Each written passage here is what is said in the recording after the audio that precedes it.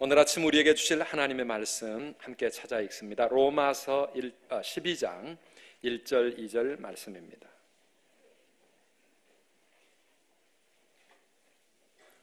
로마서 12장 1절과 2절, 우리 두 절인데요, 한 목소리로 함께 읽겠습니다. 1절입니다.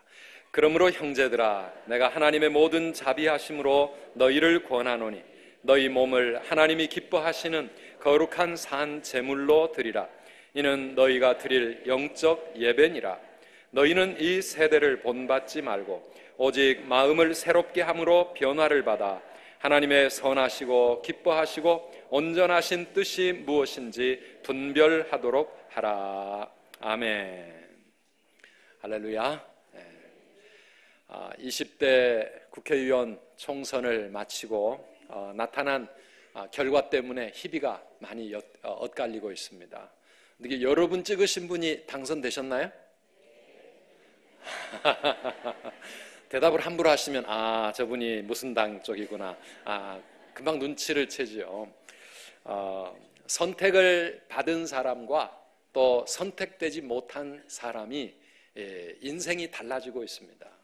택함을 받았다는 것, 국민의 선택을 받았다는 것, 우리 인생과 남은 미래를 크게 다르게 만들어 갈 것입니다. 바라기는 그분들이 왜 택함을 받았는지 그걸 잊지 말았으면 좋겠습니다. 자기의 명예와 영광을 위해서 국민이 뽑아준 것이 아니라 국가와 이 나라, 민족의 미래를 책임져 달라고 뽑아준 것이기 때문에 이 선택을 받았다는 것은 참 무거운 사명이라고 말할 수 있습니다.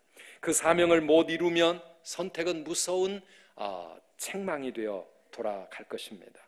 제발 더 이상 식물 국회가 아니라 생산적인 국회, 많은 열매를 맺는 그런 좋은 국회가 되도록 우리 계속해서 기도해 주시기를 바랍니다. 한번 따라합시다. 선택은 사명입니다. 선택이 뭐라고요? 사명입니다. 선택은 사명입니다. 오늘 국회의원들만이 아니라 사실 여기 있는 우리 모두가 다 선택받은 사람들입니다. 누구의 선택을 받았습니까? 우리는 하나님의 선택을 받아서 하나님의 자녀가 되었고 천국의 시민권자가 된 사람들입니다. 왜 우리를 택하셨을까요? 사명자로 살아가라고. 어떤 사명일까요? 하나님을 예배하는 자로 이 세상에 살면서 세상을 구원하는 일에 하나님 앞에 쓰임받는 그런 일꾼이 되라고 하나님이 우리를 선택하셨습니다.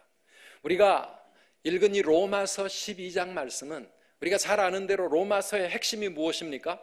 우리가 선택받고 구원받은 것이 오직 믿음으로 된 것이다. 인간의 의로, 우리의 선행과 노력으로 구원받을 사람은 아무도 없고 오직 하나님의 은혜로 택함을 받고 구원을 받았다. 이것 지금까지 사도 바울이 열심히 강조했습니다. 그리고 이제 12장부터는 후반부에 그렇게 은혜로 구원받은 우리 성도들이 어떻게 살아야 될 것인가, 이제 우리는 어떤 사람이 되어야 될 것인가, 이 삶에 적용하는 그 부분인데 그 첫 말씀이 우리가 함께 읽은 1절과 2절 말씀입니다. 우리 그 말씀의 문맥을 생각하시면서 1절을 다시 한번 같이 읽어보시겠습니까? 그러므로 형제들아, 내가 하나님의 모든 자비하심으로 너희를 권하노니 너희 몸을 하나님이 기뻐하시는 거룩한 산 제물로 드리라. 이는 너희가 드릴 영적 예배니라. 아멘. 구원받고 선택받은 하나님의 백성들이 어떻게 살아가야 되겠다고요?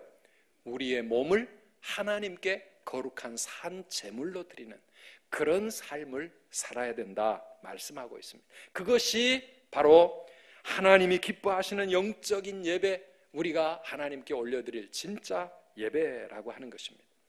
구약시대에는 양이나 소를 잡아다가 그 피를 흘리고 그 몸을, 그 양이나 소를 하나님께 불태워서 제사를 드렸습니다. 그런데 이제 우리는 우리의 몸을 산제물로 하나님께 드리는 그런 시대가 바로 우리 신약시대 예수 믿는 사람들의 삶이라고 하는 것입니다.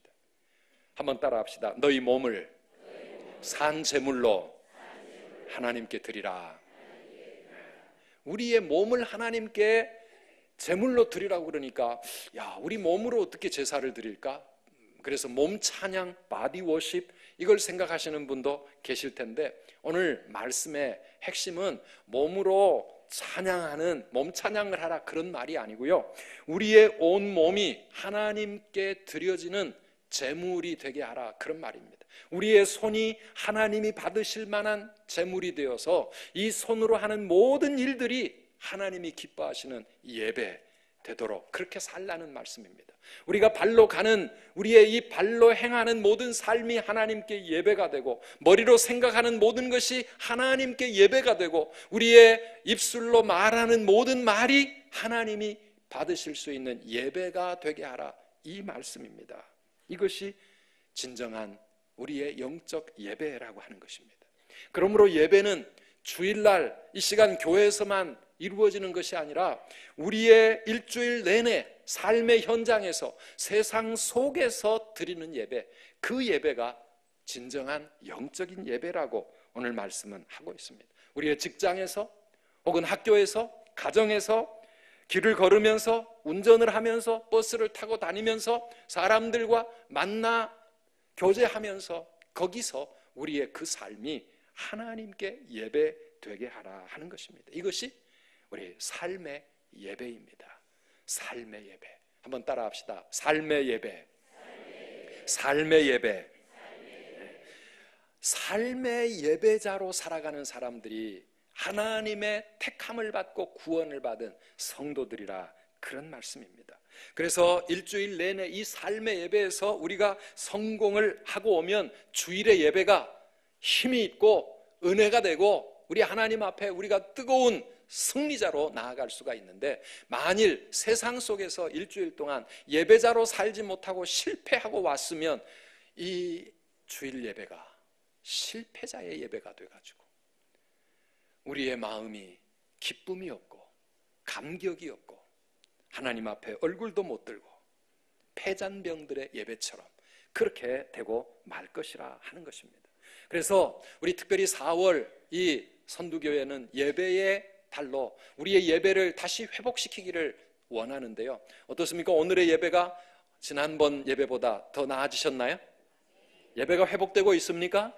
영과 진리로 드리는 하나님이 기뻐하시는 그런 예배자로 우리가 하나님 앞에 서야 하는데 이제 이 1시간만이 문제가 아니라 일주일 내내 우리의 삶이 세상 속에서 우리의 삶이 예배되게 하라 그런 말씀입니다. 요즘 매일 큐티 하면서 또 새벽 기도 시간에 스가랴서의 말씀을 묵상하고 있습니다. 어제 본문, 그제 본문 스가랴서에 어떤 내용이 나옵니까?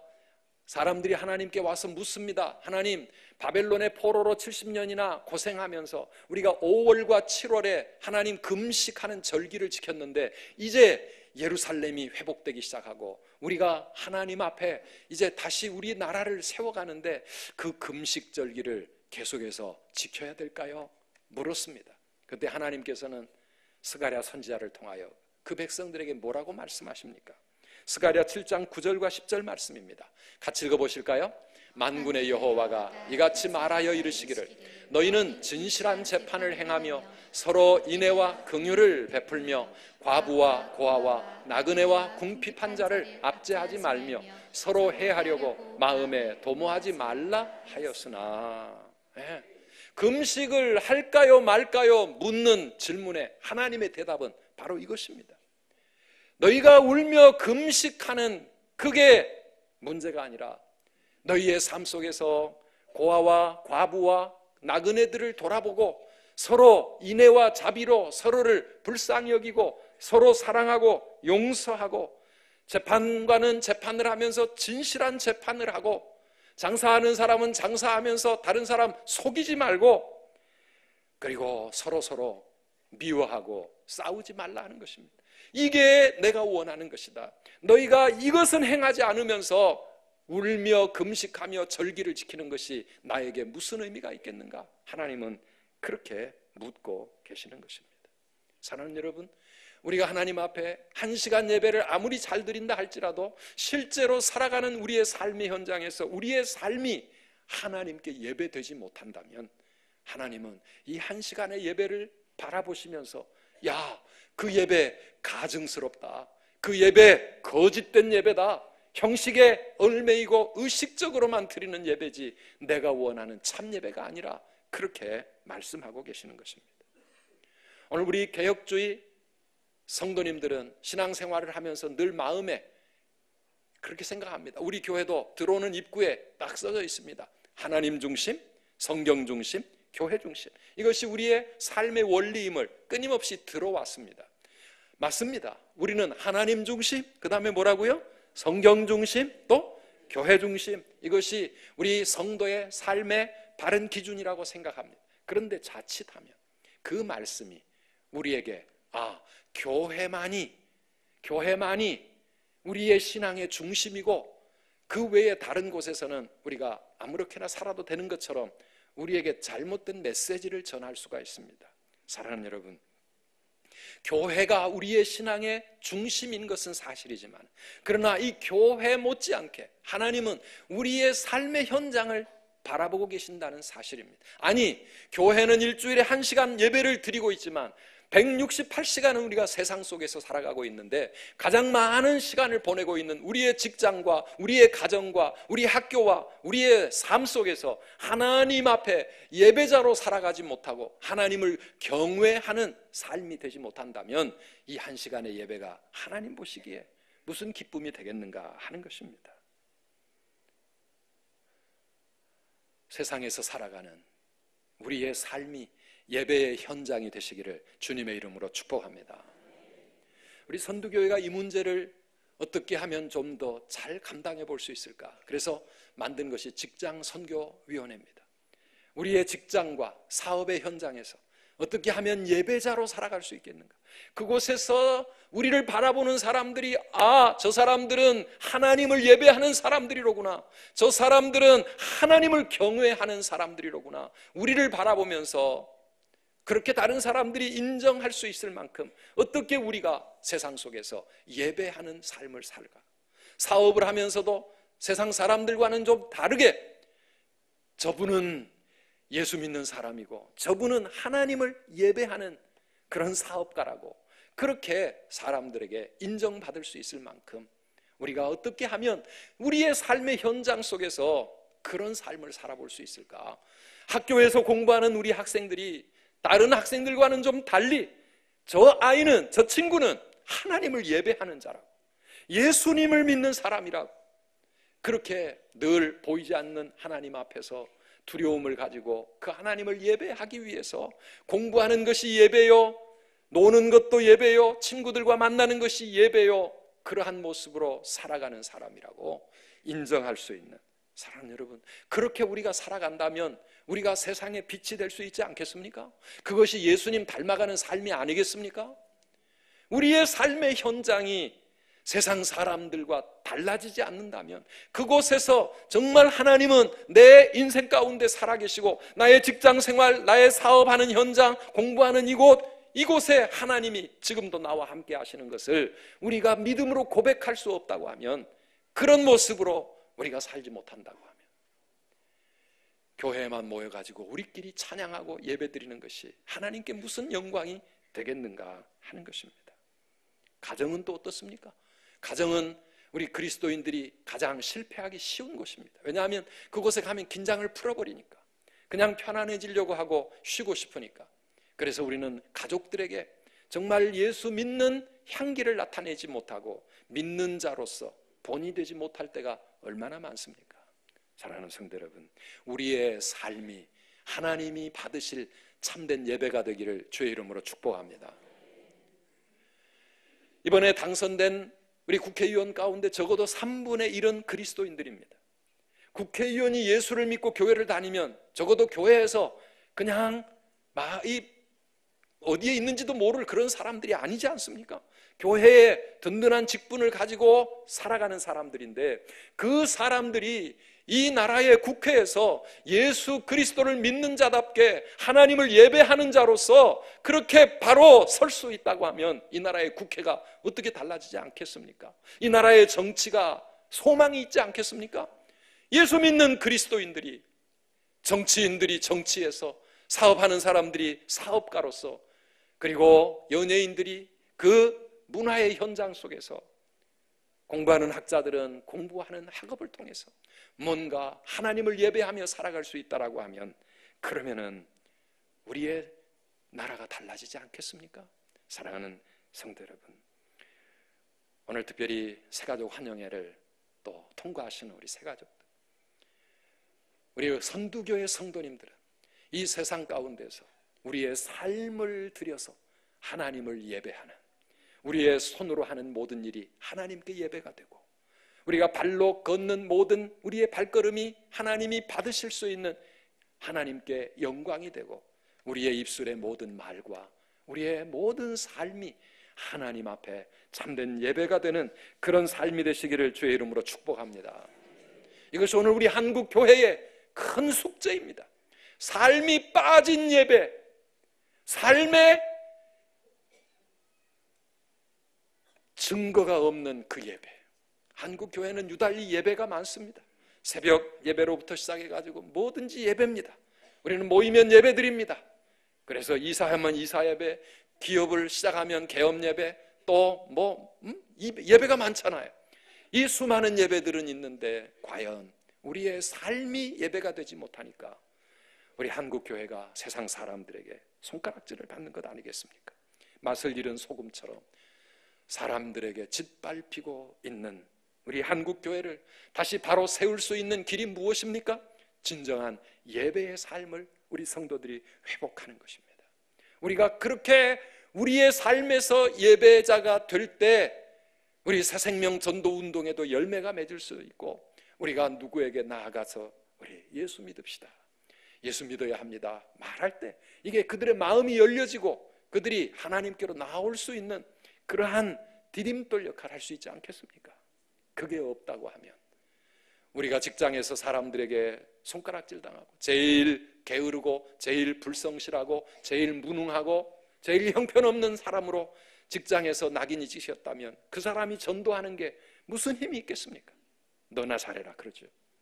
사업을 하면서 예수 믿는 사업가가 다른 동역자들에게나 아니면 거래처 사람들에게나 그리고 손님들 고객들에게 늘 원망만 듣고 인정받지 못하고 욕을 얻어먹고 있다면 여러분, 그래가지고 우리가 무슨 전도를 할 수 있겠습니까? 학교에서 친구들에게 늘 욕 얻어먹는 그런 모습으로 우리가 학교 생활을 하고 있다면 전도가 안 되는 겁니다. 사랑하는 성도 여러분, 우리 하나님 앞에 삶의 예배를 회복할 수 있기를 바랍니다. 그래야 우리가 이곳에서 드리는 이 예배가 하나님께 영광이 되고 우리에게 기쁨이 되고 여기에 생명이 있고 성령의 능력이 나타나는 것 아니겠습니까? 마태복음 5장 23절 이하에 예수님은 뭐라고 말씀하십니까? 같이 읽어보실까요? 그러므로 예물을 제단에 드리려다가 거기서 내 형제에게 원망 들을 만한 일이 있는 것이 생각나거든 예물을 제단 앞에 두고 먼저 가서 형제와 화목하고 그 후에 와서 예물을 드리라. 아멘. 하나님께 제사를 드리고 예배를 드리는 것, 그것이 얼마나 우리의 신앙생활에 중요한 일입니까? 그러나 그렇게 예배를 드리러 왔다가라도 내가 해결하지 못하고 있는 삶의 문제, 인간관계의 문제가 있으면 쫓아가가지고 그거부터 해결을 하고 다른 사람과 화평을 하고 그리고 와서 예배를 드려야 그 예배가 하나님이 기쁘게 받으실 예배가 아니겠냐. 오늘 예수님은 그렇게 묻고 있습니다. 우리 기독교의 예배는요, 강력한 삶의 변화와 회개를 촉구하는 시간입니다.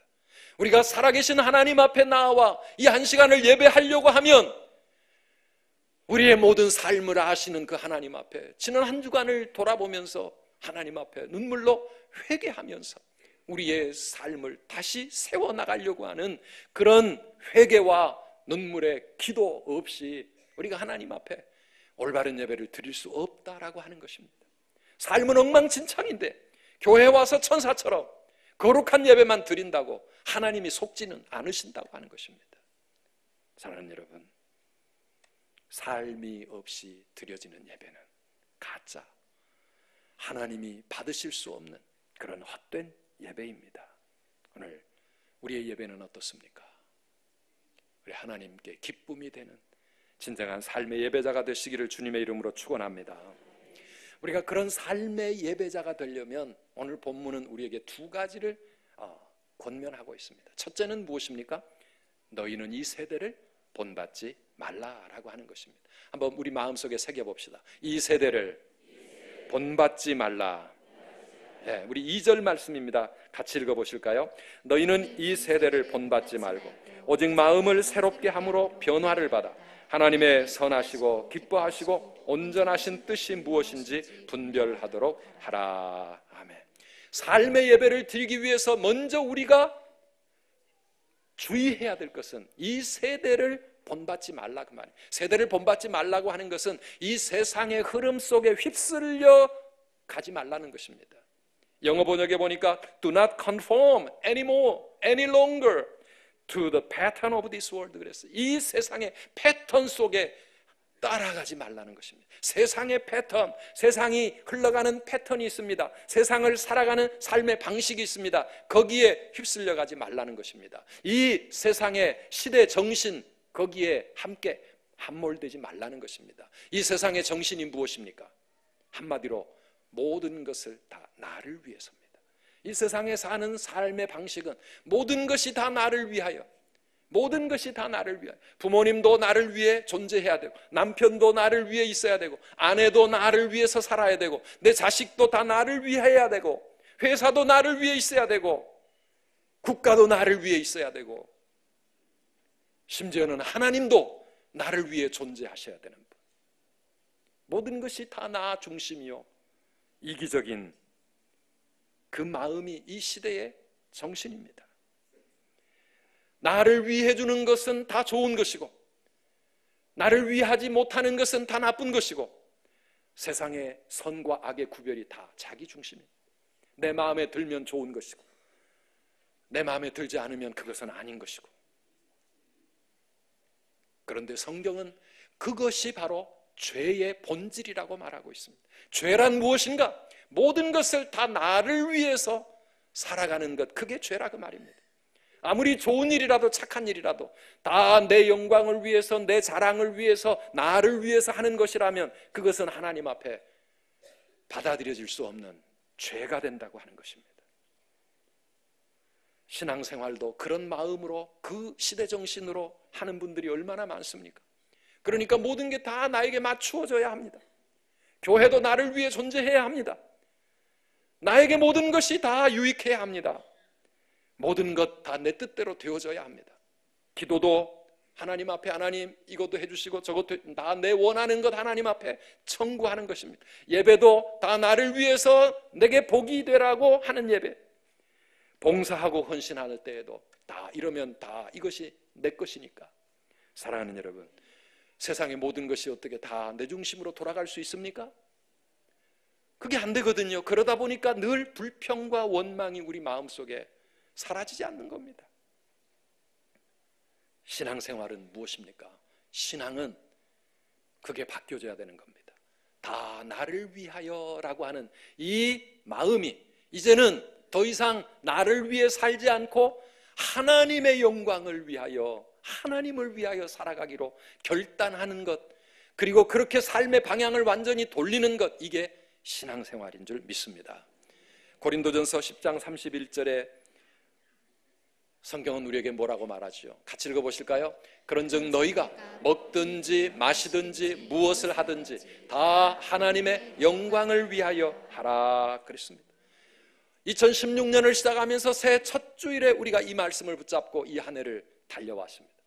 너희가 무엇을 하든지, 먹든지 마시든지, 먹고 마시는 가장 1차원적이고 사소하고 아무 의미 없는 것 같은 그런 것도 다 하나님의 영광을 위해서 하라. 이것이 신앙생활이다. 이것이 예수 닮는 삶이다. 이렇게 살아야 우리가 세상의 본이 될 수 있다.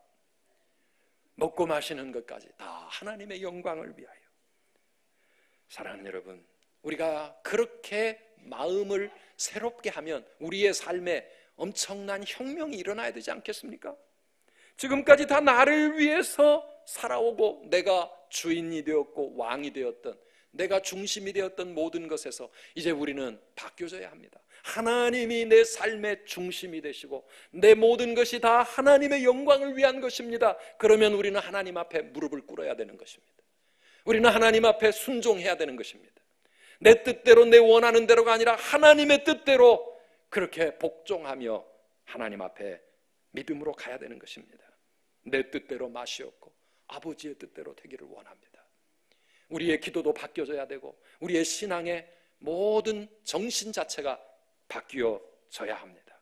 공부도 이제는 내가 성공하기 위해서, 좋은 대학 가기 위해서, 그게 아니라 하나님의 영광을 위해서. 직장 생활도 돈 벌어먹고 살기 위해서가 아니라 이 직장에서도 내가 하나님의 영광을 위하여, 이 사업을 하는 이유도 내가 다 하나님의 영광을 위해서, 자녀를 양육하는 것도 하나님의 영광을 위해서, 우리가 살아가는 모든 삶이 오직 하나님의 영광을 위하여 살아가게 될 때, 그럴 때 우리는 진정으로 하나님을 예배하는 삶의 예배를 온전히 드릴 수가 있는 줄 믿습니다. 삶의 목적과 초점이 달라져야 합니다. 이게 마음을 새롭게 함으로 변화를 받으라. 이게 완전히 우리가 뒤집어지는 겁니다. 트랜스폼이 되는 겁니다. 우리의 삶이 그렇게 다 완전히 바뀌어질 때, 그때 우리는 진정 삶의 예배자로 하나님 앞에 설 수 있습니다. 그리고 한 걸음 더 나아가서 세상을 본받지 않을 뿐만 아니라 이제는 우리가 적극적으로 하나님의 뜻을 분별하며 살아야 된다고 성경은 말합니다. 한번 따라합시다. 하나님의 뜻을 분별하며 살라. 하나님 뜻이 무엇인가? 이거를 내가 분별하며 살아야 그 삶에서 하나님의 영광을 나타낼 수 있기 때문에 그렇습니다. 우리는 끊임없이 세상에 도전을 받고 살아갑니다. 직장 생활하는 거 만만치가 않지 않습니까? 이 세상 속에서 사업을 한다는 거, 정말 그리스도인으로서 내 믿음 지키기도 힘들고 하나님께 기쁨이 되는 그런 기업을 세워나가는 것 쉽지 않습니다. 쉽지 않습니다. 끊임없이 하나님의 뜻이 무엇일까를 우리는 찾으며 가야 하는 것입니다. 우리 하나님의 뜻, 우리의 삶의 모든 것이 하나님의 뜻대로 되어지면 그것이 가장 복된 삶인 줄 여러분 믿으시나요? 내 뜻대로 되어져야 됩니까? 내가 원하는 대로 내 생각대로 이렇게 이 문제가 이렇게 돼야 됩니까? 아니면 하나님 뜻대로 돼야 됩니까? 하나님 뜻대로 되는 것이 최고인 줄 믿으시기 바랍니다. 왜요? 오늘 본문 말씀 보니까 하나님의 뜻이 어떤 것이라고요? 선하시고 기뻐하시고 온전하신 뜻이라 그랬거든요. 하나님의 뜻은 언제나 선한 것입니다. 하나님의 뜻이 가장 좋은 것입니다. 하나님의 뜻은 기뻐하시는 뜻이라 그랬어요. 하나님께도 기쁨이 되고 우리에게도 기쁨이 되고 복이 되는 겁니다.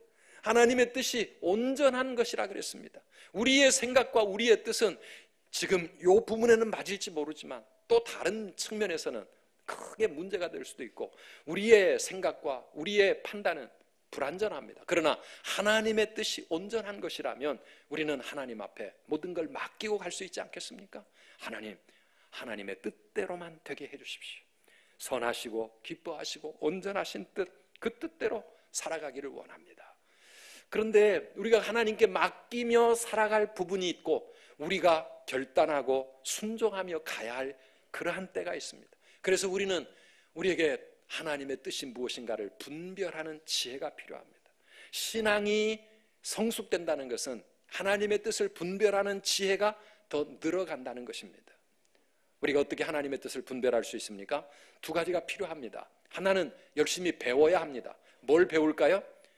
성경 말씀을 배워야 합니다. 왜냐하면 이 성경 속에 하나님은 이미 하나님의 뜻을 다 밝혀놓으셨기 때문입니다. 하나님의 뜻이 무엇인가를 이 성경에 하나님은 이미 말씀해 주셨기 때문에 이 성경을 알아야 하나님의 뜻을 아는 거예요. 성경은 덮어놓고 하나님 당신의 뜻이 무언가 나에게 알려만 주시면 순종하겠습니다, 하나님을 향하여 그렇게 목이 빠져라고 기다리고 있다고 되는 게 아니라 내 뜻은 이미 다 내가 말했다, 성경 속에 기록되었다, 하나님이 우리에게 주신 이 성경에 우리가 열심히 공부하고 이 말씀을 묵상하고 깨달아 가야 하나님의 뜻이 무엇인가 우리가 분별할 수가 있습니다. 여러분 성경을 많이 배우시기 바랍니다. 기회가 되는 대로 많이 배우셔야 돼요. 가지고만 다닌다고 이 성경 말씀의 뜻을 알아줍니까? 교회만 열심히 왔다 갔다 하면 하나님 뜻 분별할 수 있던가요? 아니거든요. 이걸 배워야 합니다.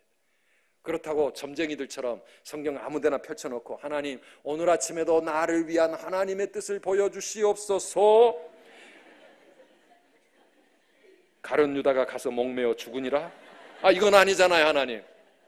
하나님 그것 말고 하나님 진짜 하나님 뜻 보여주세요, 다시 찾습니다, 딱 찍었더니 너도 가서 그렇게 하라. 이런 식으로 성경을 가지고 점치려고 생각하지 마시고요, 우리는 하나님의 뜻이 무엇인가를 말씀을 공부하면서 이곳에서 깊이 깨달아 가야 합니다. 그래서 성경을 알면 알수록 우리의 삶의 많은 부분들이 정리가 됩니다. 이건 하나님이 원치 않으시는, 이건 하나님이 죄라고 말씀하신 거고 하나님이 기뻐하시는 뜻이 무엇일까 우리에게 많이 보이기 시작합니다. 그래서 사업을 하면서, 직장에 다니면서, 우리 학교에 공부하면서, 세상을 살아가면서 하나님의 뜻을 우리가 쉽게 발견해 가는 겁니다. 그리고 그 다음에 또 하나 해야 될 것은 끊임없이 질문을 던지는 것입니다. 어떤 질문을 던져야 됩니까? 한번 따라 하시죠. 예수님이라면 어떻게 하실까? 예수님이라면 어떻게 하실까? 어떤 경우에는 이게 성경에 명확하게 나타나지 않는 하나님의 뜻이 있을 수 있습니다. 그럴 때 우리가 물어봐야 합니다. 예수님이라면 어떻게 하셨을까? 그분은 이미 이 땅에서 우리와 같은 인생을 한번 살아가신 분이기에 세상을 아시는 분이고 나의 연약함을 아시는 분이고 나의 능력과 모든 것을 아시고 내 미래도 아시는 분 아닙니까? 예수님이라면 어떻게 하시겠습니까? 그래서 우리는 그렇게 고민하면서 하나님께 기도해야 되는 것입니다. 여러분 책 읽으셨죠? 찰스 쉘던의 이 책 말이 예수님이라면 어떻게 하실까? 우리 성도님들이라면 꼭 한번 읽어보셔야 돼요. 그래서 이 책은 물론 소설입니다. 그러나 그리스도인이 내 삶의 현장에서 예수님이라면 어떻게 하실까 고민하기 시작할 때 우리의 삶이 얼마나 크게 달라지는지를 우리에게 보여주는 그런 책입니다. 꼭 보시기를 바랍니다. 오늘 우리는 4월이 깊어가는 이때 우리의 예배를 다시 한번 점검해 봐야 합니다. 어떻게 하면 삶의 예배에서 성공할 수 있을까? 한 시간의 예배가 문제가 아니라 나 혼자 세상 속에서 살아가는 삶의 현장에서 하나님 앞에 예배자로 설 수 있을까?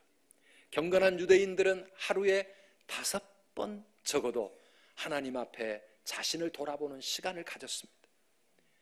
분주하게 정신없이 삶 속에 파묻혀 살다가 우리가 문득 잠깐만이라도 하나님을 바라보고 내 삶을 돌아보는 그러한 시간을 가질 수가 있다고 하면, 아니 거기에서 좀 더 나아가서 하나님 앞에 무릎 꿇어 기도하는 시간을 단 5분만이라도 우리가 가질 수 있다고 하면 세상 속에 휩쓸려 가다가도 다시 일어나서 하나님 아니지요, 나는 하나님을 예배하는 자요, 하나님을 경외하는 자로서 내가 하나님 뜻을 찾습니다 하면서 다시 우리의 삶을 회복시켜 예배의 삶으로 일으켜 세울 수 있지 않겠습니까? 사랑하는 성도 여러분, 오늘부터 그렇게 한번 마음에 늘 생각을 가지고 한번 살아보시기 바랍니다. 문득 나는 가던 길을 멈추고, 아니 운전하다가, 아니 열심히 일하다가 잠깐이나마 하나님을 바라보리라, 하나님을 예배하리라, 하나님께 기도하리라, 지난 주일 주셨던 말씀을 다시 기억해내고 오늘 아침 큐티했던 말씀을 다시 마음속에 회복시키면서 내가 이 말씀 앞에 믿음으로 서리라, 그렇게 결단하면서 하나님 앞에 기도하는 시간들이 여러분의 삶의 구석구석 하루 24시간 중에 여기저기 그렇게 여러분들 있을 때, 그때 그 순간 다시 우리의 삶은 예배자의 삶으로 그렇게 일어나서 회복되어질 수 있을 줄 믿습니다. 너희 몸을 하나님이 기뻐하시는 거룩한 산 제물로 드리라, 이것이 너희의 영적 예배니라 말씀하셨습니다. 이 시간 우리 함께 찬양하면서 잠깐 기도하는 시간 가졌으면 좋겠습니다. 부르신 곳에서 나는 예배하네, 어떤 상황에도 나는 예배하네, 내가 걸어갈 때 길이 되고 살아갈 때 삶이 되는 그곳에서, 그곳이 어떤 곳이든지 학교일지 직장일지 가정일지 그리고 사업의 현장일지 길거리일지 우리 모두가 다 다르지만 그곳에서 하나님을 예배하고 성령의 도우심을 받는 우리 모든 성도님들 되시기를 바랍니다.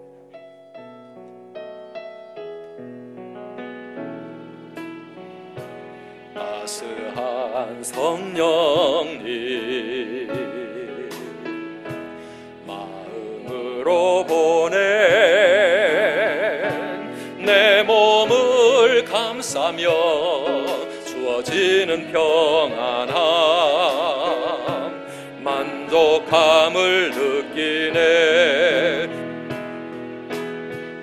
사랑과 진리에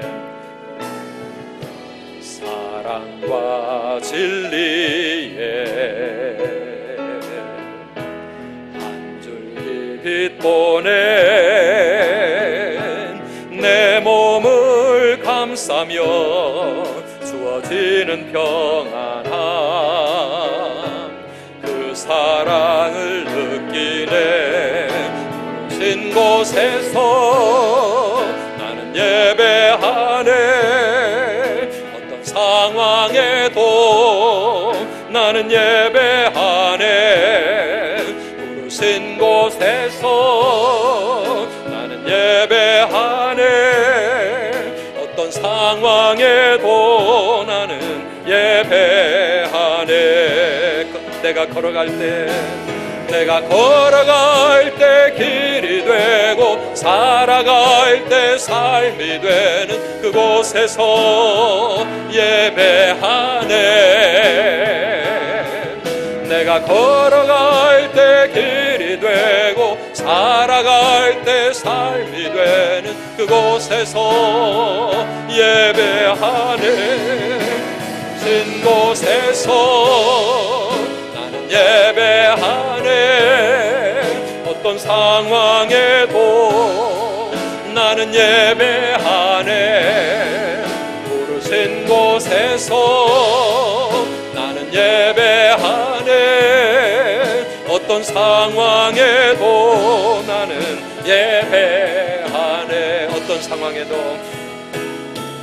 어떤 상황에도 나는 예배하네.